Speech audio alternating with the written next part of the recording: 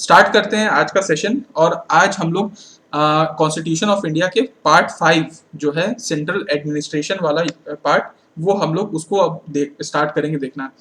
आप लोगों को पता होगा कि जो पार्ट 5 है बेसिकली वो आपका आर्टिकल नंबर 52, ठीक है, आर्टिकल नंबर 52 से जो स्टार्ट होता है और आर्टिकल नंबर 151 तक जाता है ये, ठीक है। ये एक लंबा चौड़ा पार्ट है और आप बोल सकते हैं कि ये पार्ट 5 को अगर आप अच्छे से पढ़ लेते हैं, समझ लेते हैं, तो ऑलमोस्ट आपका कॉन्स्टिट्यूशन ऑफ इंडिया का मेन पोर्शन कवर अप हो जाता है, क्योंकि इसमें ही वर्किंग है। इसी के जैसा सेम जब हम पार्ट 6 में जाएंगे तो स्टेट एडमिनिस्ट्रेशन आएगा। तो जैसे हमारा पार्लियामेंट चलता है वैसा यहाँ पे लेजिस्लेटिव असेंबली चलेंगे।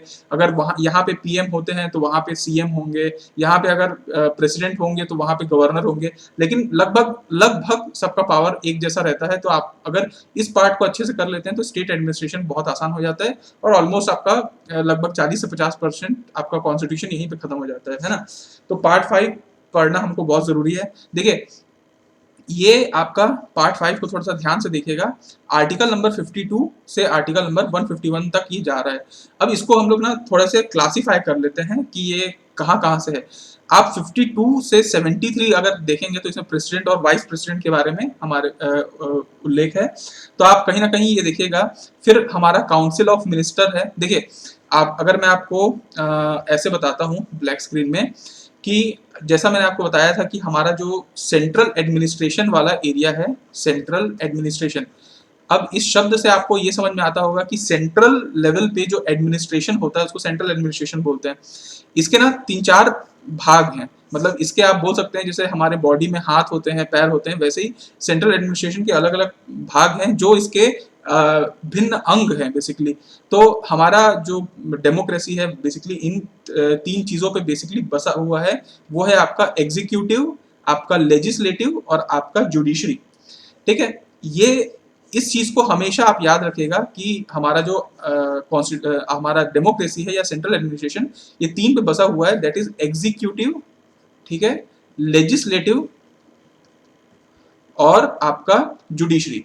अगर आप हिंदी में इसको बोलते हैं तो जुडिशरी को न्यायपालिका बोलते हैं, न्याय, और इसको कार्यपालिका, और लेजिस्लेटिव को जो आपका विधान क्या बोलते हैं, विधेय हिंदी में क्या तो बोलते हैं, मतलब जो लॉ बनाता विधायी है। परिषद। हाँ, विधायी परिषद है ना। तो बेसिकली देखिए, एग्जीक्यूटिव शब्द का मतलब होता है जो एग्जीक्यूट करे, ठीक है। लेजिस्लेटिव शब्द का मतलब होता है जो चीज को बनाए, कानून को बनाए। और न्यायपालिका का मतलब होता है जो उसको न्याय की तरफ लेके जाए कि ये सही है या गलत है, क्या चीज है वो है। तो ये 3 भिन्न अंग है। इसके अलावा एक और अंग है जिसको बोलते हैं कैग, जिसको बोलते हैं controller and auditor general of India. तो ये भी बेसिकली ऑडिटिंग का काम करता है। तो ये भी एक अंग मान सकते हैं सेंट्रल एडमिनिस्ट्रेशन का। तो अल्टीमेटली अगर आप यहाँ पे देखें तो 52 से लेके अगर आप 78 तक जाएं, ये वाला इतना पोर्शन को कवर करें, मतलब प्रेसिडेंट और वाइस प्रेसिडेंट, या आप काउंसिल ऑफ मिनिस्टर, मतलब प्राइम मिनिस्टर भी इसी में आएंगे। तो काउंसिल ऑफ मिनिस्टर या अटॉर्नी जनरल ऑफ इंडिया की बात करें, या कंडक्ट ऑफ गवर्नमेंट बिजनेस, मतलब 52 से लेके 78 तक का जो आर्टिकल है ये सीधा सीधा एग्जीक्यूटिव को दर्शाता है। मतलब हमारे देश के सेंट्रल एडमिनिस्ट्रेशन में जो एग्जीक्यूटिव बॉडी होगा उसका वर्णन 52 से 78 के बीच में है। इसके बाद हमारा पार्लियामेंट चालू होता है। तो पार्लियामेंट में क्या बनता है, कानून बनते हैं संसद में। तो पार्लियामेंट में से हमारा लेजिस्लेटिव बॉडी चालू हो जाएगा। और ये कहाँ तक जाएगा, ये जाएगा 123 तक, ठीक है। 123 तक अगर आप देखेंगे, यहाँ आप इसको इतना तक ले लीजिए, इतना पोर्शन आपका कहलाता है आपका लेजिस्लेटिव बॉडी, है ना। लेजिस्लेटिव बॉडी मतलब इसमें कानून बनाने वाले होंगे। पार्लियामेंट है, पार्लियामेंट में कानून बनता है। ऑफिस ऑफ पार्लियामेंट कैसे काम करता है, ठीक है।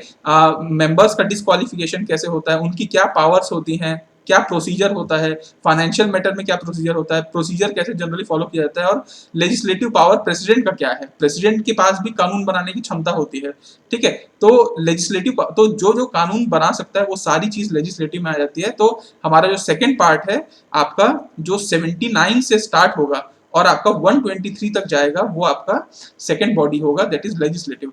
और तीसरा जो बॉडी होगा ये यूनियन जुडिशरी का, जो 124 से लेके 147 तक जाता है, इसको हम जुडिशरी के कैटेगरी में डालते हैं, ये जुडिशरी का कैटेगरी है। और फिर लास्ट 148 से 151 ये तो कैग आपका है ही। तो अल्टीमेटली आपका जो पार्ट 5 है, पार्ट 5 इतने ही आर्टिकल है पार्ट 5 के अंदर में, और इतने आर्टिकल का ऐसा क्लासिफिकेशन है।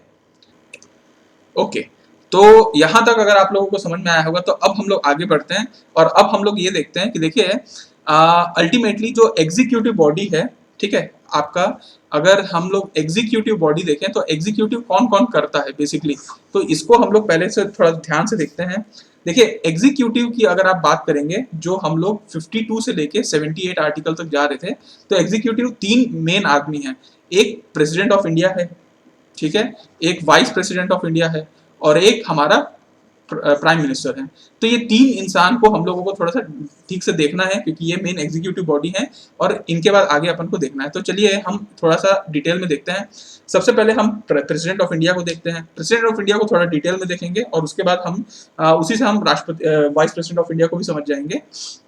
देखिए प्रेसिडेंट ऑफ इंडिया, जैसा आपको पता है, टोटल सिर्फ राष्ट्रपति के बारे में हमारे कॉन्स्टिट्यूशन ऑफ इंडिया में 52 से लेके 62 आर्टिकल तक सिर्फ राष्ट्रपति के बारे में ही उल्लेख है। इसमें हर टाइप के चीज उल्लेख है, जैसे कि 52 आर्टिकल ये कहता है बेसिकली कि हमारे देश में एक राष्ट्रपति होने चाहिए, है ना। आपको यहाँ पे मैं दिखाता हूँ। 52 आर्टिकल में ये कहता है कि हमारे देश में एक प्रेसिडेंट ऑफ इंडिया होने ही चाहिए। 53 में आपको बोलता है कि प्रेसिडेंट ऑफ इंडिया होंगे तो उसके पावर्स कैसे कैसे होंगे, तो उसके पावर्स के बारे में बताएगा। फिर 54 और 55 में आपको बताएगा कि अगर प्रेसिडेंट ऑफ इंडिया को चुनना है तो इसका इलेक्शन कैसे किया जाए, तो इसके इलेक्शन के बारे में आपको बताएगा। फिर आपको 56 में ये भी बोलेगा कि अगर प्रेसिडेंट ऑफ इंडिया आपने चुन लिया है तो कितने साल तक रहेगा वो, तो उसका टेन्योर कितना होने वाला है। फिर 57 में आपको बोलेंगे कि क्या हम, अगर प्रेसिडेंट ऑफ इंडिया का टेन्योर अगर 5 साल में खत्म हो जाता है तो क्या हम दोबारा उसको चुन सकते हैं, तो उसको री इलेक्शन के बारे में आपको इस आर्टिकल में बताएगा। फिर 58 में बोलेगा कि भैया प्रेसिडेंट ऑफ इंडिया को अगर आप चुन रहे हो तो उसका क्वालिफिकेशन क्या क्या होना चाहिए, तो क्वालिफिकेशन के बारे में आपको इसके उल्लेख है आपके कॉन्स्टिट्यूशन ऑफ इंडिया में। फिर 59 में आपको बोलेगा कि भैया अगर आप चुन रहे हो तो किस कंडीशन पे उनको चुन रहे हो, कोई कंडीशन उनको देते हैं क्या, तो कंडीशन उनके बारे में रखेंगे, कितना सैलरी मिलेगा वगैरह वगैरह। फिर 60 आर्टिकल में बोलता है कि अगर वो ओथ लेंगे, शपथ लेंगे आपको प्रेसिडेंट का, तो किस चीज का शपथ लेंगे, तो 60 आर्टिकल में उसका ओथ बताएगा। फिर बोलेंगे कि अगर प्रेसिडेंट गलत काम करने लग गया तो क्या किया जाए, तो फिर उनको बीच में हटाया जाएगा, तो उसको बोलते हैं इम्पीचमेंट, तो इम्पीचमेंट आएगा 61 में। फिर आपको बोलेगा कि 62 आर्टिकल में बोलेगा कि भैया नया अगर बाई चांस आप बीच में हटा दिए प्रेसिडेंट ऑफ इंडिया को तो उस समय क्या करें, फिर कौन प्रेसिडेंट होगा, नया इलेक्शन कब होगा, तो जो न्यू इलेक्शन के बारे में उस 62 आर्टिकल में बताएगा। तो देखिए आप शुरू से देखेंगे 52 आर्टिकल से 62 आर्टिकल सिर्फ और सिर्फ प्रेसिडेंट पे फोकस किया गया है कॉन्स्टिट्यूशन ऑफ इंडिया में टोटल। तो 52 से 62 आपको ये समझ में आया। अब मैं आपको पिछले क्लास में, अगर आप लोगों ने नहीं देखा होगा तो पिछले क्लास का रिकॉर्डिंग देख सकते हैं कि मैंने आपको बताया था कि एक प्रेसिडेंट ऑफ इंडिया हमारे देश में होता है और जनरली ये अमेरिकन कॉन्स्टिट्यूशन से लिया गया है, लेकिन इसका जो कॉन्स्टिट्यूशनल स्टेटस है वो ब्रिटेन की महारानी से लिया गया है। क्वीन ऑफ ब्रिटेन जैसे रहती हैं कि नॉमिनल उनके पास सारा कुछ पावर है, वैसी हमारे प्रेसिडेंट ऑफ इंडिया के पास नॉमिनल सारा पावर है। इनके पास जो पावर होता है वो नॉमिनल पावर होता है, ना कि रियल पावर होता है। रियल पावर हमारे देश में प्राइम मिनिस्टर के पास है, जैसा ब्रिटेन में भी होता है। ब्रिटेन में नॉमिनल पावर वहां की महारानी के पास होता है और रियल पावर वहां के प्राइम मिनिस्टर के पास होता है, सेम। तो हम लोगों का जो देश है वो पार्लियामेंट्री रूल को फॉलो करता है, ना कि प्रेसिडेंशियल रूल को। इसलिए हमारे देश में 2 चीफ होते हैं, एक पावर के नाम से हमारा नाम के पावर के नाम के हिसाब से प्रेसिडेंट और पावर के यूज के हिसाब से प्राइम मिनिस्टर। तो मैं आपको पिछले क्लास में बताया था, ऑफिशियल हेड अगर देखा जाए तो प्रेसिडेंट है, नॉमिनल हेड अगर बोला जाए तो प्रेसिडेंट है, हेड ऑफ द स्टेट अगर अपन बोले तो भी प्रेसिडेंट होगा, फर्स्ट सिटीजन ऑफ इंडिया अगर अपन बोलते हैं तो प्रेसिडेंट ऑफ इंडिया है, सुप्रीम कॉन्स्टिट्यूशनल अगर पोस्ट अगर बोले तो भी प्रेसिडेंट ऑफ इंडिया। तो ये सारे नामों से हम प्रेसिडेंट ऑफ इंडिया को सम्मानित करते हैं। इसके बाद हम लोगों ने नेक्स्ट आर्टिकल के बारे में हम लोगों ने पिछले लेक्चर में थोड़ा सा डील किया था कि एक प्रेसिडेंट ऑफ इंडिया को जब का चुनाव होता है तो बेसिकली उस चुनाव में कौन कौन भागीदारी लेता है। तो आपको मैंने पिछले बार बताया था कि जो प्रेसिडेंट ऑफ इंडिया का जब चुनाव होगा तो उसमें जो भी पार्टिसिपेट करेगा उसको बोलेंगे इलेक्टोरल कॉलेज। तो electoral college of president election जो होता है उसमें कौन कौन होते हैं, तो आप लोगों को मैंने पिछले बार भी बताया था कि इसमें लोकसभा और राज्यसभा के सिर्फ इलेक्टेड मेंबर्स ही इसमें वोट कर सकते हैं। आपको मालूम है कि लोकसभा और राज्यसभा में इलेक्टेड और नॉमिनेटेड मेंबर्स भी होते हैं। तो नॉमिनेटेड मेंबर्स को खुद president of India he nominate करता है, तो वो उसके इलेक्शन में कैसे वोट दे सकता है, इसलिए उन लोगों को हटा दिया गया और सिर्फ इलेक्टेड मेंबर जो लोकसभा और राज्यसभा में जो सांसद होते हैं, जो इनको आप चुनते हैं, उन्हीं को अधिकार होता है वोट देने का। उसके बाद आप जब स्टेट लेजिस्लेटिव असेंबली में आते हैं, मतलब एक राज्य के विधानसभा की अगर बात करें तो उसके भी सिर्फ इलेक्टेड मेंबर ही, जैसे यहाँ पे अभी शैलेश पांडे हैं, तो शैलेश पांडे जी ही वोट दे पाएंगे, वो इलेक्टेड मेंबर हैं, है ना। तो इलेक्टेड मेंबर ही स्टेट लेजिस्लेटिव असेंबली के उनको वोट दे सकते हैं। और अगर आप यूनियन टेरिटरी की बात करें तो 2 यूनियन टेरिटरी है, दिल्ली और पौंडीचेरी, इन्हीं के पास अपना खुद का स्टेट लेजिस्लेटिव असेंबली है, तो वहां पे भी जो इलेक्टेड पर्सन है वो ही वोट दे सकते हैं। तो आप समझ जाइए कि प्रेसिडेंट ऑफ इंडिया का चुनाव के लिए इलेक्टेड मेंबर ही वोट दे सकते हैं। तो ये मैंने आप लोगों को पिछले लेक्चर में भी कंप्लीट करा दिया था, यहाँ तक मेरे ख्याल से हुआ था। अब इसकी आगे की कहानी अब आप थोड़ा सुनते जाइए। देखिए अब मुद्दे की बात यह है कि इलेक्शन होना है प्रेसिडेंट ऑफ इंडिया का, तो उसका प्रोसेस क्या अपनाया जाएगा, है ना। तो उसका प्रोसेस अपनाने के लिए हम लोग चलते हैं उसके इलेक्टोरल प्रोसेस की तरफ, जो आर्टिकल नंबर 55 बोलता है कि क्या प्रोसेस अपनाना चाहिए। उसमें ये बोला जाता है कि ना, जब भी प्रेसिडेंट ऑफ इंडिया का इलेक्शन होगा तो वो डायरेक्ट इलेक्शन नहीं होगा, वो इनडायरेक्ट इलेक्शन होगा। जैसे आप एक राष्ट्रपति का चुनाव देखते हैं, सॉरी, आप जब प्रधानमंत्री का चुनाव देखते हैं बेसिकली, तो आप लोकसभा का चुनाव, तो बेसिकली आप क्या करते हैं, आप खुद वोट देने जाते हैं। तो उसको, जब आप खुद वोट देने जाएंगे तो उसको डायरेक्ट इलेक्शन बोलते हैं, और जब आप खुद वोट देने नहीं जाएंगे तो उसको इनडायरेक्ट इलेक्शन कहते हैं। तो प्रेसिडेंट ऑफ इंडिया का इलेक्शन में आप तो वोट देने जाते नहीं है, तो आप इस इलेक्शन को इनडायरेक्ट इलेक्शन कह सकते हैं, है ना। अच्छी बात है। अब ये जो इलेक्शन होता है ये ना PRS और STV मेथड से होता है। PRS और STV मेथड क्या होता है, PRS STV मैं अभी आपको बताऊंगा, ठीक है। और तीसरा चीज, इसमें ना बैलेट सिस्टम का इस्तेमाल होता है, इसमें कोई EVM का इस्तेमाल नहीं होता है, इसमें बैलेट सिस्टम का इस्तेमाल होता है। तो इलेक्टोरल प्रोसेस को मैं आपको थोड़ा सा समझाना चाहता हूँ। देखिए होता क्या है, पहली बात, PRS का मतलब आपको समझ में आ रहा होगा। PRS का मतलब होता है प्रोपोर्शनल रिप्रेजेंटेटिव सिस्टम। मतलब जैसे अगर आपकी क्लास में मान लीजिए 40 लोग हैं, 40 लोगों में अगर आपको मैंने CR बना दिया, तो आप क्या करेंगे, 40 लोगों को रिप्रेजेंट करेंगे। वैसे ही हमारा जो सांसद होता है, हमारा जो विधायक होता है ना, वो हमारे कई लाखों लोगों को रिप्रेजेंट करता है। हम जैसे अब एक राज्य का विधानसभा हो गया, विधानसभा में 90 लोगों को बैठने की जगह है छत्तीसगढ़ में, तो अब क्या पूरे छत्तीसगढ़ के 2.5 करोड़ लोग जाएंगे क्या वहां बैठने के लिए कि नहीं मैं भी बैठूंगा, ऐसा तो नहीं होता ना। वहां पे आपने क्या किया, आपने कुछ पॉपुलेशन ने एक अपने बिलासपुर के एक विधायक को मान लो आपने चुन लिया और बोल दिया कि भैया तुम जाओ हमारे बदले और कानून बना के आना। तो वैसे ही होता है कि प्रोपोर्शनल रिप्रेजेंटेटिव सिस्टम के द्वारा इसमें इलेक्शन होता है। अब प्रोपोर्शनल रिप्रेजेंटेटिव सिस्टम कैसे होता है, देखिए आपके पास MLA होता है आपके, और आपके पास MP भी होता है, मेंबर ऑफ पार्लियामेंट और मेंबर ऑफ लेजिस्लेटिव असेंबली। इसको विधायक बोलते हैं, इसको सांसद बोलते हैं, है ना। तो देखिए अब हर राज्य का MLA अलग अलग पावर रखेगा। क्यों रखेगा, क्योंकि MLA का पावर कैलकुलेट करने के लिए क्या किया जाता है, आपके स्टेट में कितना पॉपुलेशन है डिवाइडेड बाय कितने लोग आपके असेंबली में बैठ सकते हैं। जैसे मैं आपको एक एग्जांपल के तौर पे बताता हूँ कि हमारे छत्तीसगढ़ में पॉपुलेशन कितनी है, अगर 2011 का सेंसस देखेंगे तो 2.5 करोड़ की पॉपुलेशन है, और हमारे यहाँ विधानसभा की सीट कितनी है, 90+1, 91 आप मान के चलिए, ठीक है।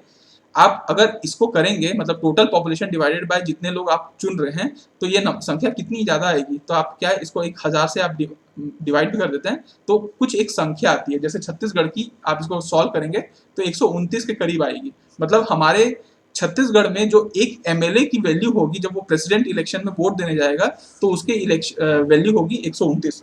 ये अलग अलग भी हो सकता है। क्यों अलग अलग हो सकता है, क्योंकि हर राज्य का पॉपुलेशन अलग अलग है। जैसे यूपी का पॉपुलेशन ज्यादा है तो ऑब्वियसली वहां का जो वोट वैल्यू होगा वो ज्यादा होगा। जैसे यूपी के एक MLA का वोट वैल्यू 208 है, और हमारे छत्तीसगढ़ के एक वोट वैल्यू 129 है, ठीक है। अगर आप सिक्किम की बात करेंगे, सिक्किम में इतना कम पॉपुलेशन है कि वहां के एक एमएलए की वैल्यू सिर्फ 7 होती है ना।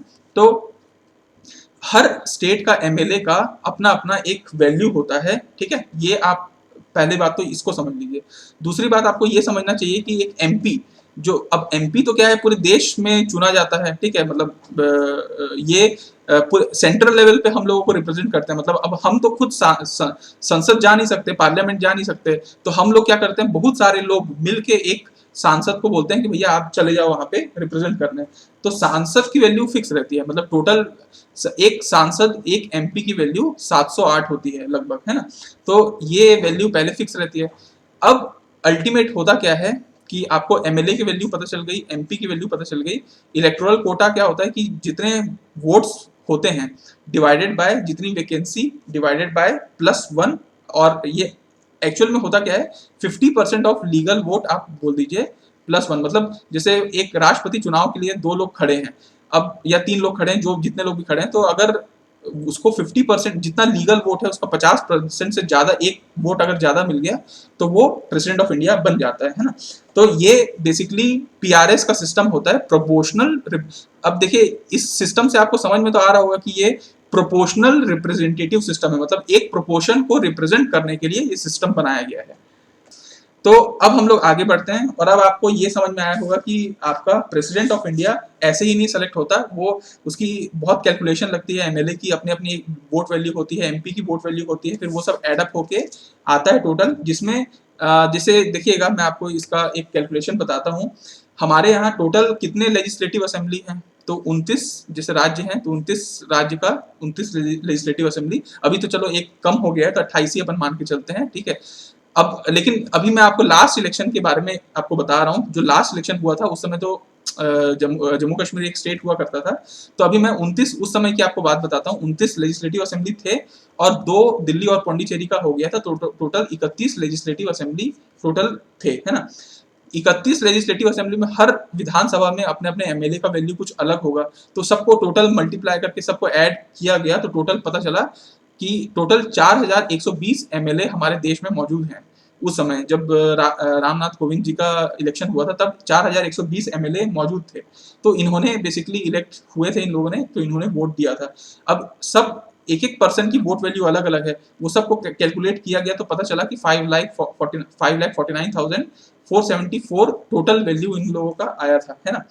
और टोटल हमारे पास एमपी कितने हैं, तो आपको मालूम है कि 443 हमारे पास लोकसभा से आ जाते हैं, और 233 हमारे पास राज्यसभा से आ जाते हैं जो इलेक्टेड होते हैं। इन दोनों को आप सम करेंगे तो आपको पता चलेगा कि 776 हमारे पास ऐसे एमपी हैं जो इलेक्ट होके आते हैं। तो और सबकी वैल्यू होती है लगभग 708, तो ये सबको आप ऐड करेंगे तो आपको कुछ वैल्यू आएगा। तो अल्टीमेटली ये हुआ था कि जो टोटल वोट वैल्यू से 50% +1 से जो रहता है वो उनको हम लोग प्रेसिडेंट ऑफ इंडिया घोषित कर देते हैं, वो इलेक्शन में टोटल आता है ना। तो इसके अलावा मैं आपको ये बताया कि प्रेसिडेंट ऑफ इंडिया का जो इलेक्शन होता है वो एसटीवी सिस्टम को भी फॉलो करता है। एसटीवी सिस्टम क्या होता है, single transferable vote system. Single transferable vote system का मतलब होता है कि आपको एक बैलेट पेपर दे दिया जाएगा, बैलेट पेपर में जितने लोग इलेक्शन के लिए खड़े रहेंगे उतने लोगों का नाम रहेगा, और उसमें आपको प्रेफरेंस डालना होगा। जनरली क्या होता है कि आपको मान लीजिए ये व्यक्ति आपको सेलेक्ट करना है, तो आप इसी को बस सेलेक्ट करके नहीं जा सकते। कायदे से क्या होता है ना कि देखिए प्रेसिडेंट ऑफ इंडिया का इलेक्शन मतलब पूरे देश का सबसे बड़ा कॉन्स्टिट्यूशनल इलेक्शन आप बोल सकते हैं। जो कॉन्स्टिट्यूशन पद का सबसे बड़ा दावेदार है उसके लिए इलेक्शन हो रहा है, तो किसी इंसान का वोट वेस्ट नहीं जाना चाहिए। मान लीजिए आपने सिर्फ एक व्यक्ति को सेलेक्ट किया और हो सकता है कि ये व्यक्ति जीत गया, तो इसको जो व्यक्ति वोट दिया है उसका वोट तो वेस्ट हो गया। तो इसको समझने के लिए, इसको वो करने के लिए कि भाई किसी का वोट वेस्ट नहीं जाना चाहिए करके ये सिस्टम बनाया गया कि आप प्रेफरेंस दे दो। आप हो सकता है इसको फर्स्ट प्रेफरेंस दे दो, इसको सेकंड दे दो। तो अगर आपका फर्स्ट प्रेफरेंस सेलेक्ट नहीं हुआ तो कायदे से सेकंड सेलेक्ट हो गया होगा, नहीं हुआ होगा तो हो सकता है थर्ड हो गया होगा। मतलब आपका वोट का मतलब हुआ। तो हर व्यक्ति का जो वोट का मतलब होने के लिए हम लोगों ने सिंगल ट्रांसफरेबल वोट सिस्टम बनाया। सिंगल ट्रांसफरेबल वोट सिस्टम को आप आम भाषा में प्रिफरेंशियल वोट सिस्टम भी बोल सकते हैं। मतलब इसमें हम क्या करते हैं, प्रिफरेंस डालते हैं जब वोटिंग किया जाता है, ये आपका ऐसा प्रेफरेंस होता है, ठीक है। तो इसको हम लोग एसटीवी सिस्टम बोलते हैं, ठीक है। इसके बाद हम लोग मैंने जैसा आपको बताया कि इसका जो वो क्या बोलते हैं इलेक्शन होता है वो सीक्रेट बैलेट में होता है, सीक्रेट बैलेट। अब देखिए बैलेट जो ईवीएम तो होता नहीं है, बैलेट मतलब आप समझ रहे ना, बैलेट का मतलब होता है ऐसा कुछ, ये इसमें जाके आप वोट अपना चिट्ठी डालते जाते हो, ऐसा बैलेट पेपर आप डालते जाते हो। तो सीक्रेट बैलेट, अब आपको दिमाग में आएगा कि सर सीक्रेट बैलेट और ओपन बैलेट में क्या अंतर होता है। एक होता है सीक्रेट बैलेट और एक होता है ओपन बैलेट। देखिए हमारे देश में ना जब चुनाव होता है तो सिर्फ एक ही ऐसा चुनाव है पूरे देश में जो ओपन बैलेट में चलता है, वो है राज्यसभा का चुनाव। आपको मैंने बताया था ना राज्यसभा में जो व्यक्ति सेलेक्ट होके जाते हैं, जैसे छत्तीसगढ़ से टोटल 5 सीट है हमारे पास राज्यसभा की, तो हमारे जो एमएलए लोग होते हैं वो जैसे 90 है, 90 डिवाइडेड बाय 5 करेंगे तो आपको कितना मिलेगा, 5 मतलब 5 और ये 8 है ना, तो लगभग 16-18 मतलब 18 एमएलए अगर आप एक साथ आ जाते हैं तो वो अगर किसी एक पर्सन को बोल दिया कि भैया इसको मैंने सेलेक्ट करता हूँ राज्यसभा के लिए, तो वो व्यक्ति राज्यसभा के लिए सेलेक्ट हो जाता है। तो हमारे छत्तीसगढ़ में 5 ही राज्यसभा है, ऐसे पूरे देश में 233 है, प्लस 12 आप कर ले तो 245 राज्यसभा के वो होते हैं, है ना। तो राज्यसभा का कभी जब इलेक्शन होता है तो वो ओपन बैलेट चलता है। इसका मतलब ये है कि जब अपन वोट देने जाते हैं, जो भी हमारा एमएलए वोट देने जाएगा तो वो दिखा के वोट करेगा, है ना। वो जनरली वोट करते समय अपन सब छुपा के करते हैं, लेकिन आप राज्यसभा का ही इलेक्शन देखेंगे जब हम दिखा के वोट करते हैं। और वो दिखाते क्यों हैं, क्योंकि एक विप जारी होता है, विप इशू होता है आपका, ठीक है, विप इशू होता है। विप का मतलब क्या होता है, आप कभी कभी सुने होंगे कि एक विप इशू हो गया है। विप ना एक पॉलिटिकल पार्टी इशू करती है और बोलती है कि भैया इसी को वोट देना। वो एक पॉलिटिकल पार्टी के जो हेड होते हैं वो उन लोग डिसाइड करते हैं कि ये हमारा व्यक्ति है और इसको हमको वोट देना है, तो उस समय विप जारी हो जाता है। तो पॉलिटिकल पार्टी लोग विप जारी करते हैं और उसके जो मेंबर्स होते हैं उनको उस विप को फॉलो करना होता है, इसीलिए उसको दिखा दिखा के वोट किया जाता है राज्यसभा में के इलेक्शन में। लेकिन प्रेसिडेंट में ऐसा नहीं होता, प्रेसिडेंट में सीक्रेट बैलेट होता है, चुपके से अपना प्रेफरेंस डाला जाता है बैलेट पेपर में और चुपके से उस बैलेट पेपर उस बॉक्स में डाल दिया जाता है। तो ये होता है सीक्रेट बैलेट होना। अगर कोई व्यक्ति विप को, जैसे राज्यसभा का इलेक्शन हुआ उसमें अगर विप को तोड़ दिया, मान लो उसका पॉलिटिकल पार्टी बोला कि इसको वोट देना और वो जाके कहीं से पैसा खा लिया है और जाके वो दूसरे को वोट दे दिया, तो इस केस में 15 दिन का टाइम दिया जाता है कि 15 दिन आप जस्टिफाई कर लो अपने आप को। अगर पार्टी मान जाती है तब तो ठीक है, अदरवाइज उसको पार्टी से निकाल दिया जाता है ना। तो विप इसीलिए इशू किया जाता है जनरली। तो ये एक्चुअली होता है आपका प्रेसिडेंट ऑफ इंडिया का चुनाव, इस प्रकार से प्रेसिडेंट ऑफ इंडिया का चुनाव होता है। अब हम लोग थोड़ा सा और आगे आते हैं और हम लोग देखते हैं कि ना बात यह है कि कितने समय तक एक प्रेसिडेंट रह सकता है, ठीक है, कितने समय तक रह सकता है। तो आपको पता है कि हमारे यहाँ जो प्रेसिडेंट का टेन्योर होता है वो 5 साल का होता है। तो 5 साल तक कोई हमारा राष्ट्रपति हमारे बीच मतलब राष्ट्रपति के तौर पर रहता है। उसके बाद देखिए सबसे पहले आपको अगर पता होगा तो सबसे पहले जो हमारे राष्ट्रपति हुए थे वो कौन थे, डॉक्टर राजेंद्र प्रसाद, है ना। 1950 24 जनवरी 1950 से लेके आपका 13 मई 1952 तक थे। फिर 13 मई 1952 से लेके फिर आगे वो 57 भी थे, फिर 57 से 62 भी थे। तो यही इकलौते ऐसे राष्ट्रपति हैं जो हमारे देश में 2 बार राष्ट्रपति बने हैं, है ना। ये इकलौते राजेंद्र प्रसाद जी ऐसे हैं जो हमारे देश में 2 बार मतलब एक बार टेम्पररी प्रेसिडेंट भी थे वो, ठीक है, उसके बाद 2 बार परमानेंट प्रेसिडेंट भी थे, लेकिन परमानेंट को ही काउंट करते हैं तो 2 बार हमारे यहाँ राष्ट्रपति के तौर पे ये मौजूद थे। इसके बाद यूं ही सिलसिला चलता गया, प्रेसिडेंट बनते गए और ऐसे आते गए। हमारे यहाँ एपीजे अब्दुल कलाम जी भी थे, प्रतिभा पाटिल जी, प्रणब मुखर्जी जी और हमारे रामनाथ कोविंद जी थे, हैं अभी, है ना। तो ये डेट आपको याद अगर रह सकता है, 25 जुलाई का डेट याद रखिएगा। 25 जुलाई जब से नीलम संजीव रेड्डी साहब, ये नीलम संजीव रेड्डी साहब जब से संभाले हैं प्रेसिडेंटशिप, तब से कोई ब्रेक नहीं हुआ है। बीच में ब्रेक हुआ था यहाँ पे, लेकिन उसके बाद कभी ब्रेक नहीं हुआ, इसलिए 25 जुलाई का डेट फिक्स है अभी तक। हर बार 5 साल बाद 25 जुलाई का डेट में ही हमारे यहाँ ओथ होता है प्रेसिडेंट का, तो 25 जुलाई में हुआ था, ठीक है। इसके बाद आगे हम लोग देखते हैं, मुद्दे की बात यह है कि 5 साल तक तो वो मतलब उनको अधिकार मिल गया प्रेसिडेंट ऑफ इंडिया बनने का, लेकिन क्या ये जो उनका पोजीशन है ये खाली हो सकता है क्या बीच में? तो ऑब्वियसली अगर बाई चांस उनकी वो रिजाइन कर दिया, ठीक है, तो भी वो पोस्ट खाली हो सकता है। अगर वो उनकी मृत्यु हो गई तो भी वो पोस्ट खाली हो सकता है, और या फिर उनको कोई निकाल दिया, इम्पीचमेंट कर दिया, तो भी वो सीट खाली हो सकता है। ऐसे केस में क्या होता है, ऐसे केस में ये माना गया है कि अगर इन तीनों में से कोई भी ऐसा केस होता है जिसमें प्रेसिडेंट ऑफ इंडिया का पोस्ट खाली रह जाता है, तो ये बोला जाता है कि 6 महीने के अंदर में तुरंत आपको इलेक्शन करना है और प्रेसिडेंट ऑफ इंडिया को बैठाना है। प्रेसिडेंट ऑफ इंडिया के बिना हमारा देश ऐसे नहीं चल सकता। इसलिए अगर किसी भी हाल में प्रेसिडेंट ऑफ इंडिया का पोस्ट खाली हो जाता है तो 6 महीने के अंतराल में तुरंत राष्ट्रपति का चुनाव हो और राष्ट्रपति को लाया जाए, ठीक है। तब तक क्या करें, तुरंत इलेक्शन 6 महीने के अंदर में तुरंत हुआ नहीं है मान लीजिए, ठीक है, तो इलेक्शन होते तक कौन संभालेगा? तो उस केस में एक्टिंग प्रेसिडेंट को दिया जाता है, तब बनता है एक्टिंग प्रेसिडेंट, ठीक है। और ये एक्टिंग प्रेसिडेंट 6 महीने के लिए ही बनते हैं, क्योंकि किसी भी हाल में प्रेसिडेंट ऑफ इंडिया का चुनाव 6 महीने के अंतराल में करना ही करना है। तो 6 महीने के लिए ही एक्टिंग प्रेसिडेंट को बनाया जाता है। और इसका एक सीक्वेंस है, इसका सीक्वेंस ये है कि सबसे पहले तवज्जो वाइस प्रेसिडेंट ऑफ इंडिया को दिया जाएगा। Vice president of India president बनेंगे। अगर वाइस प्रेसिडेंट उस समय नहीं है, या फिर वो भी खत्म हो गए, या फिर वो भी रिजाइन कर दिए हैं, ठीक है, वाइस प्रेसिडेंट भी नहीं है, तब फिर सुप्रीम कोर्ट के जो चीफ होते हैं, चीफ जज होते हैं, उनको बनाया जाता है प्रेसिडेंट ऑफ इंडिया। और अगर ये भी नहीं है तो आपका जो सबसे सीनियर मोस्ट जज हैं, अगर चीफ जस्टिस ऑफ इंडिया हमारे देश में उस समय मान लो वो भी खत्म हो गए, वो भी नहीं है, अब क्या करें?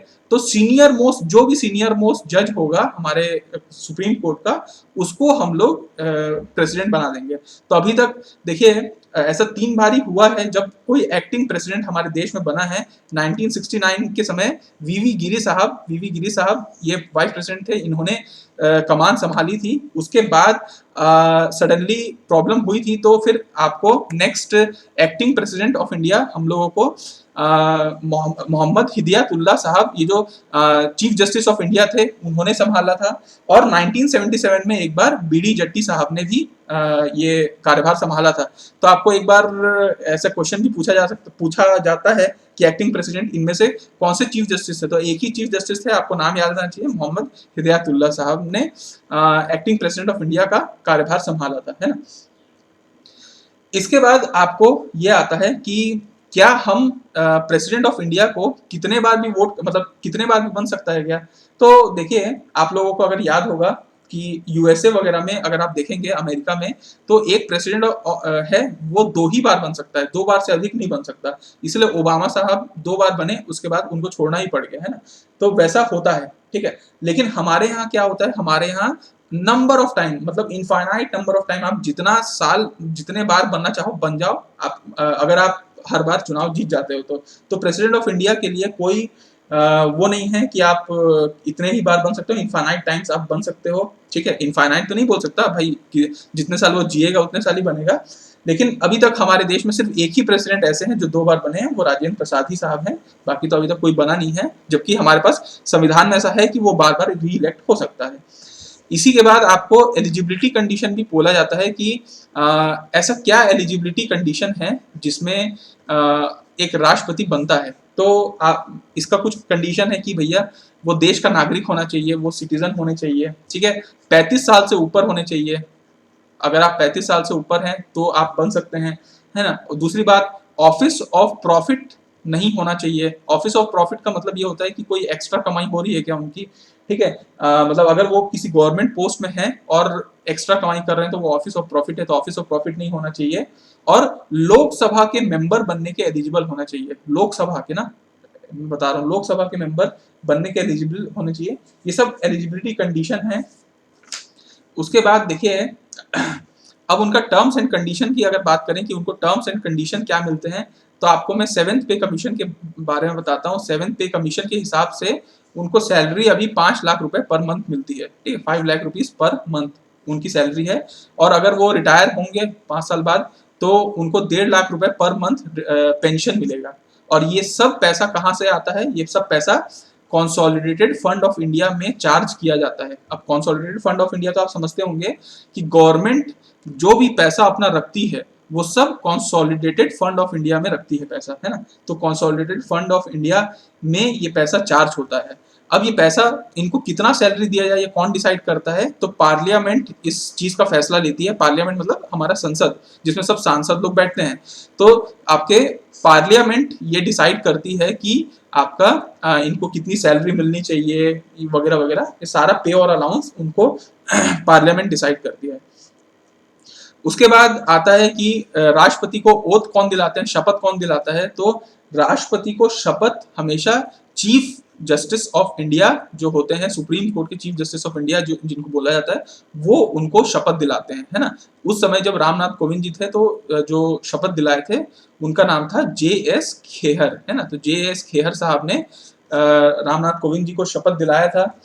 और शपथ जनरली किसको दिलाया जाता है, अगर आप देखें शपथ किसको दिलाया जाता है, तो कोई भी अगर न्यू है, कोई नया नया इलेक्ट हुआ है तो उसको शपथ दिलाया जाता है।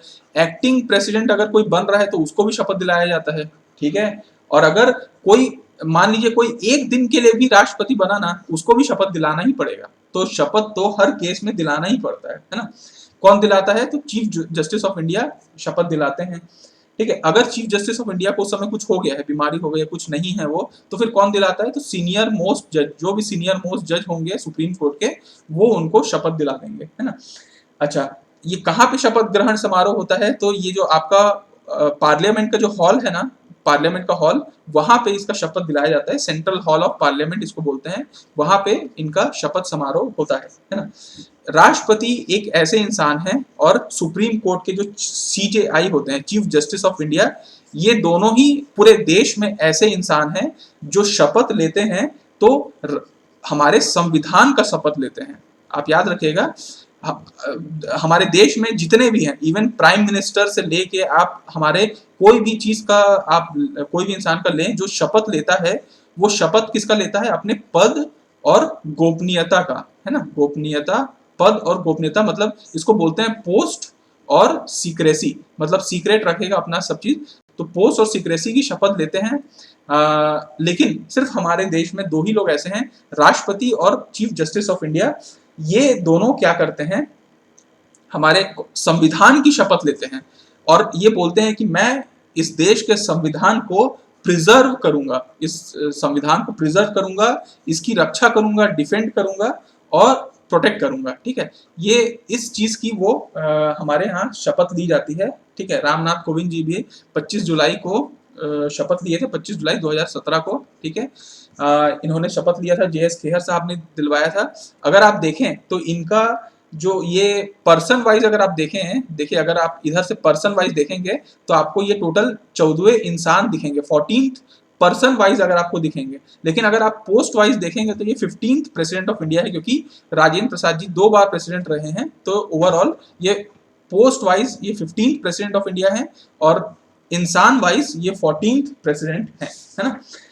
अब मुद्दे की बात आती है कि अगर हमारे देश में, ठीक है, किधर गया, एक सेकेंड, हमारे देश में अगर प्रेसिडेंट ऑफ इंडिया को, अगर आप इन लोगों को ऐसा लगता है कि प्रेसिडेंट ऑफ इंडिया ठीक से काम नहीं कर रहे हैं, संविधान की संरक्षण नहीं कर पा रहे हैं, उनको निकालना चाहिए, तो फिर इस केस के लिए इम्पीचमेंट लाया जाता है, ठीक है।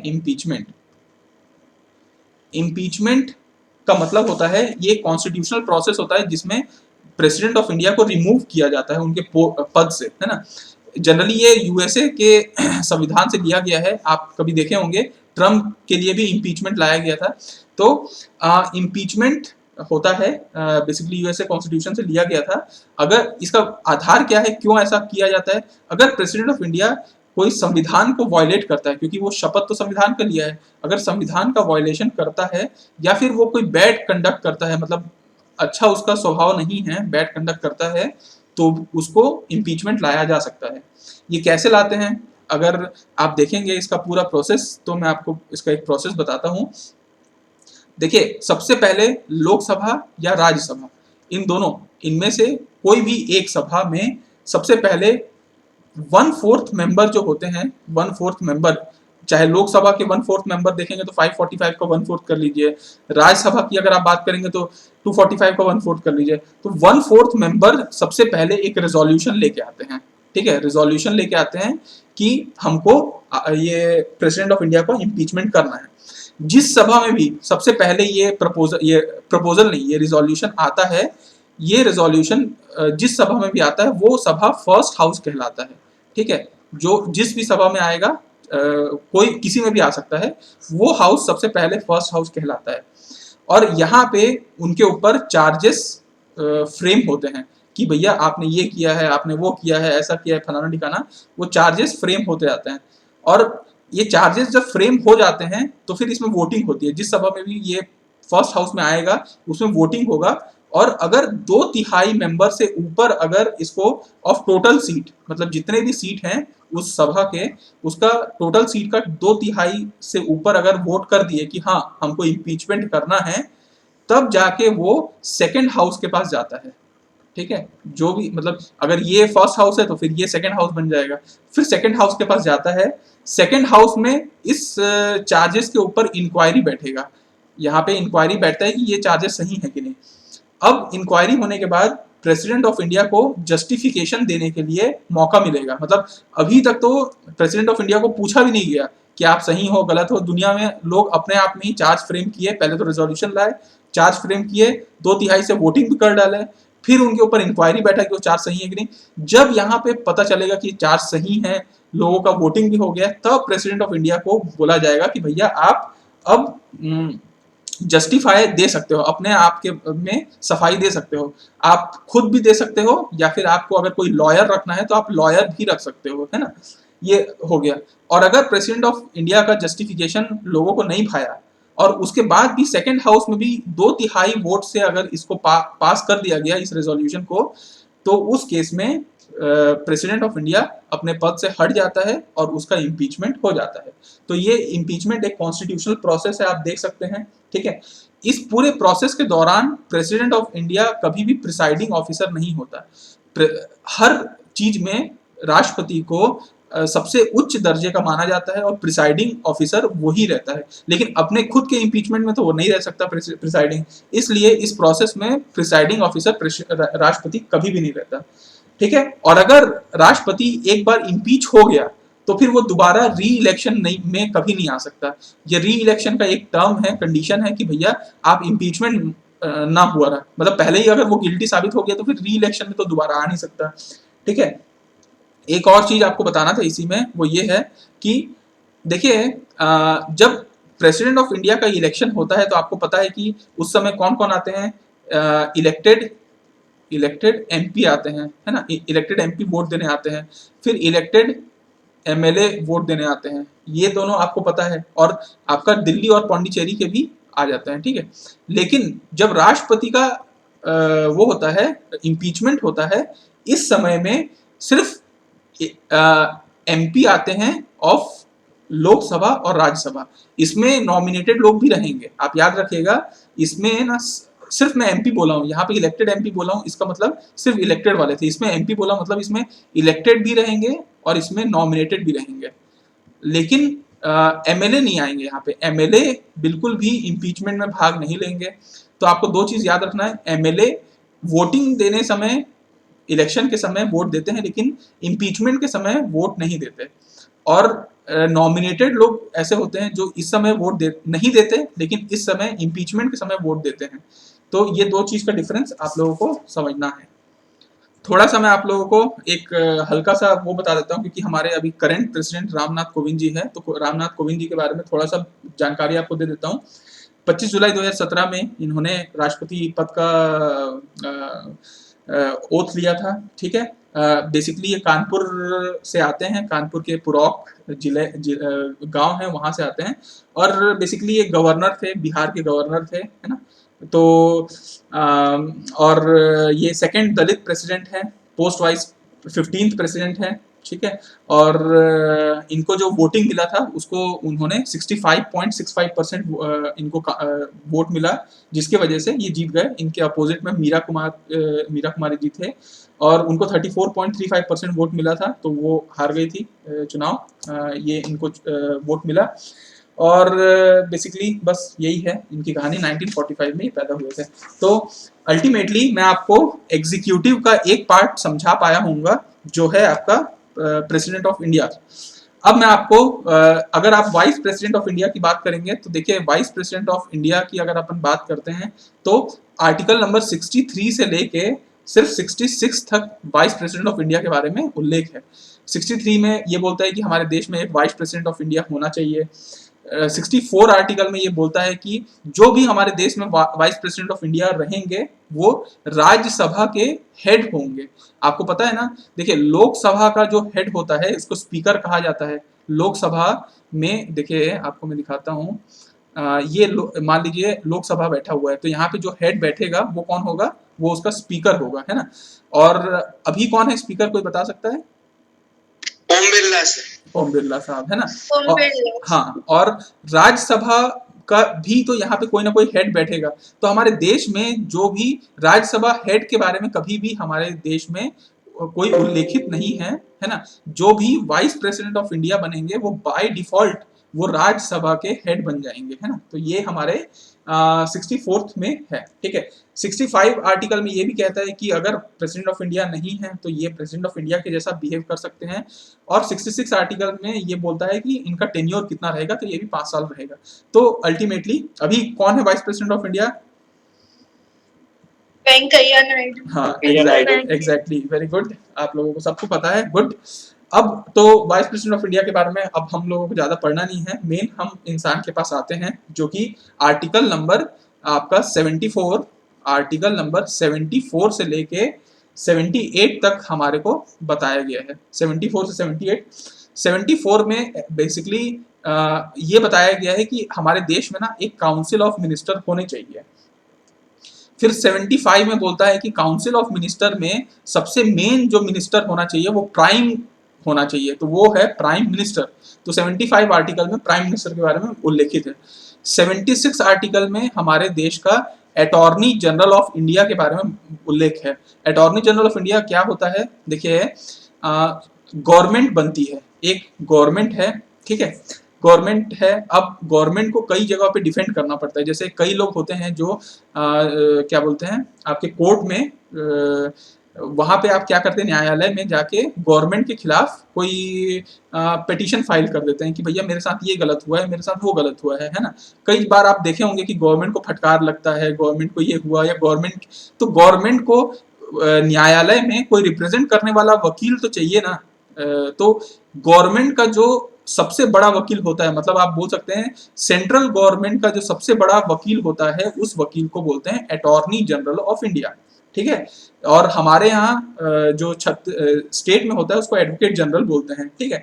तो अटॉर्नी जनरल ऑफ इंडिया ये होता है, इसी का छोटे, जैसे अटॉर्नी जनरल ऑफ इंडिया तो एक आदमी होगा, है ना, वैसे ही इसके और भी मतलब सब ऑर्डिनेट होते हैं, उसको SGI कहते हैं, ठीक है, सॉलिसिटर जनरल ऑफ इंडिया, उनके छोटे असिस्टेंट लोग होते हैं। तो वो भी कई कई जगह पे जा जाके वो करते हैं। तो आप लोग कई बार सुने होंगे Tushar Mehta solicitor general of India को ने ये गवर्नमेंट का पक्ष रखा, तो सुप्रीम कोर्ट ने ये बोल दिया, वो बोल दिया। तो ऐसे वकील होते हैं जो गवर्नमेंट को रिप्रेजेंट करते हैं। तो उसका जो सबसे मुख्य वकील होता है उसको अटॉर्नी जनरल ऑफ इंडिया कहा जाता है, और असिस्टेंट को सॉलिसिटर जनरल ऑफ इंडिया कहते हैं अपन, ठीक है।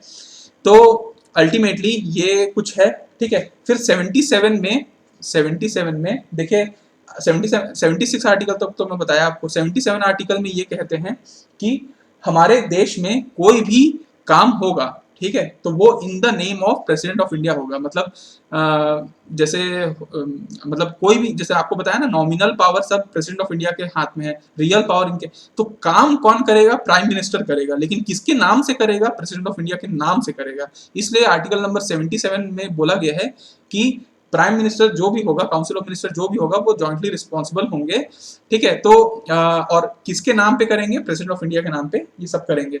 और 78 आर्टिकल में प्राइम मिनिस्टर की ड्यूटीज बताई गई है कि प्राइम मिनिस्टर की क्या क्या ड्यूटीज होंगी। तो ओवरऑल 74 से 78 के बीच में प्राइम मिनिस्टर, मतलब ये सारे के बारे में बताया गया है। तो हम थोड़ा सा आगे बढ़ते हैं और हम देखते हैं कि देखिए ये हमारे देश के प्रधानमंत्री हैं, ठीक है। तो सबसे पहले मैं आपको आर्टिकल नंबर 74 के बारे में थोड़ा सा बताने की कोशिश करता हूँ। आर्टिकल नंबर 74 ये कहता है कि हमारे देश में एक काउंसिल ऑफ मिनिस्टर्स होगा। काउंसिल ऑफ मिनिस्टर समझते हैं ना? ये देखिए, एक मिनिस्टर कौन है? हमारे होम मिनिस्टर, ये है हमारे डिफेंस मिनिस्टर, हमारे फाइनेंस मिनिस्टर, ऐसे बहुत सारे मिनिस्टर का काउंसिल जब होता है, समूह होता है, उसको क्या बोलते हैं? Council of minister. तो आर्टिकल नंबर 74 ये कहता है कि हमारे देश में एक काउंसिल ऑफ मिनिस्टर होगा, और वो काउंसिल ऑफ मिनिस्टर का क्या काम होगा? वो मदद देंगे, एड देंगे, असिस्टेंस देंगे, किसको? राष्ट्रपति को, है ना।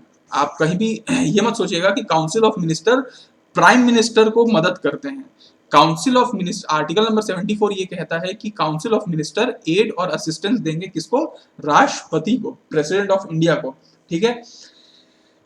इसी में आपको मैं बता देता हूं कि 42nd जो कॉन्स्टिट्यूशनल अमेंडमेंट एक्ट है 1976 का, इंदिरा गांधी जी के समय में जो हुआ था, जिसको मिनी कॉन्स्टिट्यूशन भी कहा जाता है, इस समय में ये एक संविधान में संशोधन आया था। वो अमेंडमेंट ये बोला गया था कि प्रेसिडेंट ऑफ इंडिया ना बाउंड होगा फॉलो करने के लिए, किसको? Advice of council of minister. मतलब काउंसिल ऑफ मिनिस्टर जो बोल देंगे प्रेसिडेंट ऑफ इंडिया को, उसको चुपचाप मानना पड़ेगा। ये 42nd कॉन्स्टिट्यूशनल अमेंडमेंट एक्ट 1976 में ये बात रखी गई थी। मतलब राष्ट्रपति के पास और मतलब ऐसे ही बेचारे के पास मतलब ज्यादा पावर है नहीं, रियल पावर, और इसमें भी पूरा खत्म कर दो, मतलब बिल्कुल बाउंड हो जाओ एडवाइस मानने के लिए। फिर इसमें संशोधन किया गया, 44th कॉन्स्टिट्यूशनल अमेंडमेंट एक्ट आया, ये मोरारजी देसाई के समय में 1978 के समय में आया, 2 साल बाद। और इन्होंने थोड़ा सा चेंज किया। उन्होंने क्या कहा कि ठीक है, काउंसिल ऑफ मिनिस्टर जो एडवाइस देंगे वो राष्ट्रपति को मानना चाहिए, बट अगर राष्ट्रपति उससे इनकार करते हैं तो एक बार वो इनकार करके वापस भेज सकते हैं। लेकिन अगर काउंसिल ऑफ मिनिस्टर फिर उसी चीज को वापस एज इट इज भेज दिए तो फिर राष्ट्रपति को मानना पड़ेगा, फिर वो उसको बाउंड टू फॉलो होना पड़ेगा। क्योंकि कई बार ऐसा होता है ना कि भैया देखिए, काउंसिल ऑफ मिनिस्टर इतने सारे मंत्री लोग मिलके कुछ चीज को सोचे होंगे, उस चीज को प्रेसिडेंट ऑफ इंडिया के पास भेजे। अब प्रेसिडेंट ऑफ इंडिया मान लीजिए बिल्कुल मना कर दिया, मैं नहीं रखूंगा, तो उसको वापस भेज दिया कि आप फिर से कंसीडर करो। अब मान लीजिए इन लोग बोलते हैं नहीं हमको करना ही है, तो फिर इधर भेज दिए, फिर ये वापस थोड़ी भेजेगा। ये सर्कल ऐसे ही थोड़ी चलता रहेगा भाई, देश को चलाना भी तो है। तो प्रेसिडेंट ऑफ इंडिया को फिर सेकेंड टाइम में बाउंड टू फॉलो करना पड़ेगा, ठीक है। इस टाइप को बोलते हैं सस्पेंसिव विटो, ठीक है।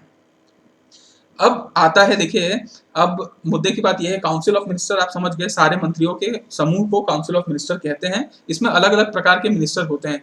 कैबिनेट मिनिस्टर भी होता है, जो कैबिनेट मिनिस्टर होता है जो मेन काम करते हैं। इसके अलावा इनको असिस्टेंस देने के लिए मिनिस्टर ऑफ स्टेट भी होते हैं, है ना। अगर आप नाम सुने होंगे मिनिस्टर ऑफ स्टेट, जैसे आप एजुकेशन में मिनिस्टर ऑफ स्टेट, तो एक तो कैबिनेट मिनिस्टर होंगे। अभी जैसे शिक्षा मंत्री कौन है, कोई बता सकता है क्या? रमेश पोखरियाल। हाँ, रमेश पोखरियाल निशंक साहब अभी एजुकेशन मिनिस्टर हैं। और मिनिस्टर ऑफ स्टेट भी है कोई, मिनिस्टर ऑफ स्टेट कोई बता सकता है क्या एजुकेशन के? संजय धोत्रे साहब इनके मिनिस्टर ऑफ स्टेट है। तो एक मिनिस्ट्री के मेन मिनिस्टर भी होते हैं, जिनको कैबिनेट मिनिस्टर कहा जाता है, वो मेन मिनिस्टर होते हैं। और उनको असिस्टेंस करने के लिए मिनिस्टर ऑफ स्टेट भी कहा जाता है, वो उनको असिस्ट करते हैं, उनको बोलते हैं वो मिनिस्टर ऑफ स्टेट भी होता है। और MOSI भी होता है, मिनिस्टर ऑफ स्टेट इंडिपेंडेंट भी होते हैं, जो इंडिपेंडेंट चार्ज के होते हैं, वो किसी को असिस्ट नहीं करते हैं। तो अब मुद्दे की बात यह है कि कितने लोग हो सकते हैं। मतलब लोकसभा की सीट में आप जानते हैं, लोकसभा में आप जाके चुनाव वोट दे के आते हैं, है ना। तो कितने लोग हो सकते हैं जो लोकसभा सीट के जो मिनिस्टर बन सकें। मतलब ऐसा है क्या कि अगर आपने मान लीजिए बीजेपी के कितने सारे लोग अभी मान लो चुनाव जीते, 302 या 310 सीट जितना मिला था, क्या 310 लोगों को मिनिस्टर बना दिया गया क्या? या अभी छत्तीसगढ़ में कांग्रेस की सरकार है, 68 सीट जितना मिला था उनको, क्या पूरे 68 लोग मिनिस्टर हैं क्या? तो नहीं, सब लोग मिनिस्टर नहीं होते। तो उसकी एक लिमिट फिक्स होती है। तो क्या हुआ ना, पहले ये सोचा गया कि भैया कितने लोगों को मंत्री बनाया, क्योंकि जानते हैं जो लोग जीत के जाते हैं उन लोगों को मंत्री नहीं बनाया जाता, तो उन लोग नाखुश हो जाते हैं, फिर भाग जाते हैं इधर उधर। तो 91st कॉन्स्टिट्यूशनल अमेंडमेंट एक्ट 2003 ये आया था, और इसमें ये फिक्स कर दिया गया था कि सेंटर में जितना भी लोकसभा सीट होगा उसका 15% से अधिक कोई मिनिस्टर नहीं बन सकता।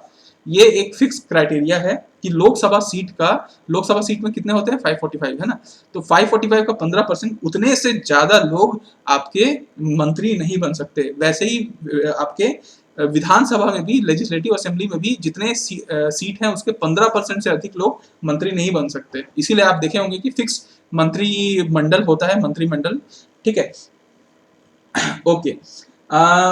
देखिए, अब एक और आप नाम कभी सुने होंगे, कैबिनेट मिनिस्टर को तो आप समझते होंगे, कैबिनेट कैबिनेट बोलते हैं। एक किचन कैबिनेट भी होता है।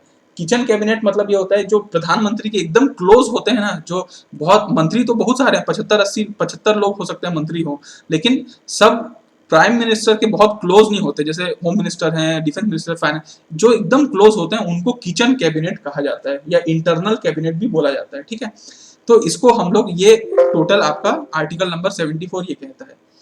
आर्टिकल नंबर 75, तो देखिए, चलिए हम एक और आर्टिकल की तरफ चलते हैं। आर्टिकल नंबर 75, आर्टिकल नंबर 75 क्या कहता है कि हमारे देश में एक प्रधानमंत्री होने चाहिए। ठीक है, जैसे आपका आर्टिकल नंबर 52 कह रहा था कि राष्ट्रपति होने चाहिए, वैसे आर्टिकल नंबर 75 ये कहता है कि हमारे देश में एक प्रधानमंत्री, मतलब मंत्री का प्रधान वर्जन, प्रधानमंत्री होना चाहिए। उस आर्टिकल नंबर 75(1) में ये कहा जाता है कि जो पीएम होगा वो अपॉइंट होगा। ये क्वेश्चन ना कई बार आपके, हम लोग जब इंडियन इंजीनियरिंग सर्विस का एग्जाम होता था उसमें पहले ये पॉलिटी सब्जेक्ट होता था, तो पॉलिटी में जनरली ना ये वाला क्वेश्चन हर 1-2 साल में रिपीट करता था कि prime minister of India appoint होते हैं या इलेक्ट होते हैं। तो इस बारे में आप थोड़ा सा ध्यान रखिएगा कि प्राइम मिनिस्टर ऑफ इंडिया आप इलेक्ट नहीं होते, है ना, इलेक्ट नहीं होते। आपने नरेंद्र मोदी जी को वोट नहीं दिया है, साफ साफ मैं बता रहा हूं। आपने, अगर आप बिलासपुर के हैं तो बिलासपुर में आपने अरुण साव जी जो सांसद के लिए खड़े थे उनको आपने वोट दिया है। ठीक है, या फिर आपने किसी पार्टी को वोट दिया होगा। बेसिकली जब पार्टी के बहुत सारे लोग जब जीत जाते हैं, एक पार्टी, पॉलिटिकल पार्टी ज्यादा मेजोरिटी बना लेती है, तो उसके सांसद लोग मिल के ये डिसाइड करते हैं कि हमारा नेता कौन होगा। ठीक है, और उन्होंने डिसाइड किया कि नरेंद्र मोदी जी हमारे मुख्य नेता बनेंगे। तब फिर प्रेसिडेंट ऑफ इंडिया ने क्या किया कि उस व्यक्ति को, जिसको नेताओं के जो पॉलिटिकल पार्टी है उसने अपना नेता घोषित किया, उसको उसने प्रेसिडेंट ऑफ इंडिया ने अपॉइंट कर लिया कि आज से आप, या मतलब आप हमारे देश के मुख्यमंत्री बने। मुख्यमंत्री नहीं, मतलब जो मेन मिनिस्टर होगा, प्राइम मिनिस्टर होगा, वो आप यहाँ पे बनेंगे। ठीक है, तो प्राइम मिनिस्टर, इसीलिए आप ध्यान रखिएगा कि प्राइम मिनिस्टर, आर्टिकल नंबर 75(1) यही कहता है कि हमारे देश में प्रधानमंत्री अपॉइंट किए जाएंगे, नियुक्त किए जाएंगे राष्ट्रपति के द्वारा, प्रेसिडेंट ऑफ इंडिया के द्वारा। ठीक है, दूसरा आर्टिकल 75(2) ये कहता है कि प्रेसिडेंट ऑफ इंडिया, ठीक है, ठीक है, प्रेसिडेंट ऑफ इंडिया कैसे अपॉइंट करेंगे, तो 75(2) ये कहता है कि on the advice of prime minister. अब जैसे फर्स्ट आर्टिकल में तो ये बोल दिया गया कि प्रेसिडेंट ऑफ इंडिया ने अपॉइंट कर लिया प्राइम मिनिस्टर को। अब प्राइम मिनिस्टर, एक नेता तो आ गया, जो मेन आदमी है वो तो आ गया। अब वो मेन नेता क्या बोलेगा, प्रेसिडेंट ऑफ इंडिया को बोलेगा कि भाई, मतलब मेरे ना और भी बहुत सारे साथी हैं, उन लोगों को भी कुछ मंत्री बनाना है। तो on the advice of prime minister, council of minister भी आपके अपॉइंट होंगे। ठीक है, किसके द्वारा, प्रेसिडेंट ऑफ इंडिया के द्वारा। तो मेन जो अपॉइंटमेंट का काम करता है वो कौन करता है, प्रेसिडेंट ऑफ इंडिया अपॉइंटमेंट का काम करते हैं। सबसे पहले वो अपॉइंटमेंट किसको किए? प्राइम मिनिस्टर को किए। दूसरा अपॉइंटमेंट किसके किए? On the advice of prime minister वो काउंसिल ऑफ मिनिस्टर को अपॉइंट कर दिए कि ये मेरे मंत्री होंगे, जो मेरे काउंसिल ऑफ मिनिस्टर होंगे। थर्ड 75(3) ये कहता है कि जो काउंसिल ऑफ मिनिस्टर आपने अपॉइंट कर लिया, ठीक है, अब ये काउंसिल ऑफ मिनिस्टर रिस्पॉन्सिबल होंगे। जैसे कोई भी व्यक्ति किसी पद के लिए जिम्मेदार होता है, किसी चीज के लिए जिम्मेदार होता है, मतलब जैसे मान लो हम लोगों को या कोई मान लो जैसे स्टेट गवर्नमेंट किसी की नियुक्ति करता है, तो कल के डेट में अगर कोई व्यक्ति गलत काम करता है तो किसके प्रति जवाबदेह रहेगा? अपने जो उसको नियुक्त किया है। तो अल्टीमेटली काउंसिल ऑफ मिनिस्टर है ना, ये जॉइंट अकाउंटेबल होंगे। ये मतलब ये पूरा जो समूह है ये जॉइंट अकाउंटेबल होगा विथ रिस्पेक्ट टू लोकसभा। ठीक है, लोकसभा जो है जिसमें इन लोगों को चुना गया है, लोगों ने इनको चुन के भेजा है लोकसभा में, तो इन लोग जॉइंट, ये क्वेश्चन इसीलिए कई बार पूछा जाता है कि council of minister is joint accountable to which? President of India, prime minister, Lok Sabha और राज्यसभा। तो याद रखिएगा कि काउंसिल ऑफ मिनिस्टर हमेशा पूरा जो समूह है वो समूह अकाउंटेबल होता है, जवाबदेह होता है लोकसभा के प्रति, क्योंकि लोकसभा में ही उसको चुन के भेजा गया है। उसके बाद नेक्स्ट आते हैं हम लोग फोर्थ में। लेकिन इंडिविजुअल अगर आप बात करेंगे ना, जैसे अब काउंसिल ऑफ मिनिस्टर तो एक समूह है, बहुत सारे मंत्रियों का समूह, लेकिन इंडिविजुअल तो होंगे उसमें। एक आदमी होम मिनिस्टर होगा, एक आदमी उसमें डिफेंस मिनिस्टर होगा। तो इंडिविजुअल उन लोग किसके प्रति जवाबदेह हैं? तो इंडिविजुअल उन लोग प्रेसिडेंट ऑफ इंडिया के जवाबदेह हैं। तो इसलिए याद रखिएगा कि एक अकेला मंत्री जो है आपके सेंट्रल एडमिनिस्ट्रेशन में, इंडिविजुअल मंत्री जो है वो प्रेसिडेंट ऑफ इंडिया को के प्रति जवाबदेह होता है, लेकिन काउंसिल ऑफ मिनिस्टर होते हैं वो आपके लोकसभा के प्रति जवाबदेह होते हैं। ये आर्टिकल नंबर 3 और 4 में 75(3) और 4 में बताया गया है। ठीक है, इसी में आगे आते हैं हम लोग 75(5) में, लास्ट 75(5) में ये बोला जाता है कि anyone can be council of minister, but कोई भी व्यक्ति काउंसिल ऑफ मिनिस्टर में आ सकता है, लेकिन उसको अगर वो लोकसभा में अभी चुनाव नहीं हुआ है उसका, तो 6 महीने के दौरान, 6 मंथ के दौरान उसको मेंबरशिप लेना पड़ेगा लोकसभा या राज्यसभा किसी का भी। आप अभी देखे होंगे क्या, ममता बनर्जी जो अभी चुनाव हुआ था बंगाल में, उसमें ममता बनर्जी खुद हार गई हैं अपने सीट पे, लेकिन फिर भी उनको मुख्यमंत्री पद की शपथ ले ली गई। तो बात यही कहा जाता है कि जैसे योगी आदित्यनाथ जी जब उस समय बने थे यूपी में, तो वो कहीं के वो थोड़ी थे, लेजिस्लेटिव असेंबली में वो कोई सीट में तो खड़े नहीं थे। ठीक है, वैसे ही जैसे आपके मनमोहन सिंह जी भी कहीं से उस समय चुनाव नहीं लड़े थे, वो नॉमिनेशन के बेसिस पे कहीं ना कहीं किसी के मेंबर होने चाहिए। तो 75(5) में ये कहा गया था कि अगर कोई व्यक्ति को काउंसिल ऑफ मिनिस्टर में रहना है तो 6 महीने के अंदर में, मतलब आज आप ठीक है उसको ओथ दिला दो, उसको काउंसिल ऑफ मिनिस्टर बना दो, चल जाएगा, लेकिन जिस दिन वो ओथ लिया है उसके 6 महीने के अंदर में उसको लोकसभा या राज्यसभा का मेंबर होना ही पड़ेगा। तो राज्यसभा में तो आसानी से बन जाते हैं उन लोग, मतलब आप किसी स्टेट में पॉलिटिकल पार्टी का रहता है, वहाँ के 16, 17, 18 जितने भी एमएलए होंगे उसके काउंटिंग के हिसाब से वो उनको दे देते हैं, बना देते हैं, तो बन जाते हैं उन लोग। तो ऐसे होते हैं। आपको याद होगा कि स्मृति ईरानी भी पिछले बार जो इससे पहले वाला चुनाव था उसमें हार गई थी वो, लेकिन फिर भी मंत्री बनी थी वो, है ना। तो हारने के बाद भी लोग बनते हैं, तो उनको 6 महीने का टाइम मिल जाता है कि 6 महीने में आप मेंबरशिप ले सकते हैं कहीं कभी लोकसभा राज्यसभा कहीं कभी, है ना। तो हाँ, ये है आपका ओवरऑल टोटल। इसके बाद अलग अलग डिपार्टमेंट होते हैं, तो डिपार्टमेंट तो पीएम के एडवाइस पे इन लोगों को मिल जाते हैं, मिनिस्टर को। वो पीएम एडवाइस करता है कि किसको डिफेंस बनाना है, कि काउंसिल ऑफ मिनिस्टर पद का तो शपथ ले ही लेते हैं, लेकिन फिर किसको विदेश मंत्री बनाना है, किसको क्या मंत्री बनाना है, वो president of prime minister advice करते हैं प्रेसिडेंट ऑफ इंडिया को, और फिर वो बना दिया जाता है। तो मेरे ख्याल से आर्टिकल 75 तक आज अपन क्लोज करते हैं, और उसके बाद नेक्स्ट फ्राइडे आएगा। नेक्स्ट फ्राइडे में हम लोग डिटेल में हम लोग देखेंगे कि प्राइम मिनिस्टर का पावर क्या है और प्रेसिडेंट ऑफ इंडिया के कंपैरिजन में क्या क्या है, और उसके बाद हम गवर्नर का देखने वाले हैं, वाइस प्रेसिडेंट ऑफ इंडिया का कुछ पावर्स हम देखेंगे, और अटॉर्नी जनरल ऑफ इंडिया क्या करता है वो, और उसके बाद हम प्रेसिडेंट ऑफ इंडिया का पावर्स हम लोग नहीं देखे हैं, क्योंकि हम चाह रहे थे कि प्रेसिडेंट और गवर्नर लगभग एक जैसा पावर रहता है, तो हम उन दोनों को कंपेयर करके आगे बढ़े, तो वो पावर हम लोग नेक्स्ट क्लास में देखेंगे। और अगर ये कंप्लीट हो गया तो उसके नेक्स्ट क्लास में हम लोग लेजिस्लेटिव में जाएंगे कि पार्लियामेंट कैसे काम करता है, उसमें क्या क्या बिल्स होते हैं, फाइनेंस बिल क्या होता है, मनी बिल क्या होता है, वो सब हम लोग उसके नेक्स्ट क्लास में देखेंगे।